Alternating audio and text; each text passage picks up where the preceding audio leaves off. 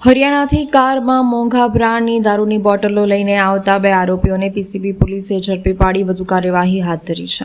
PCB પોલીસને મળતી માહિતીના આધારે ગોલ્ડન ચોકડી ટોલનાકા પાસે વોચ ગોઠવી એક કારને શંકાસ્પદ હાલતમાં ઊભી રાખી હતી।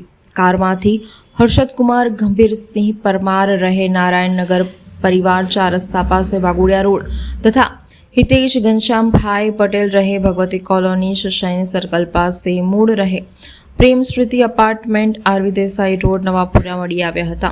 પોલીસે કાર ચેક કરતા પાછળની સીટના વચ્ચેના ભાગે હાથ ટેકવાના હેન્ડલની પાછળ તેના હાથ નીચે દારૂની મોંઘી બોટલો મળી આવી હતી। પોલીસે દારૂની 64 બોટલ કિંમત ₹1.56 લાખ, 2 મોબાઈલ ફોન અને કાર મળી કુલ કિંમત ₹3.71 લાખનો મુદ્દામાલ કબજે કર્યો છે।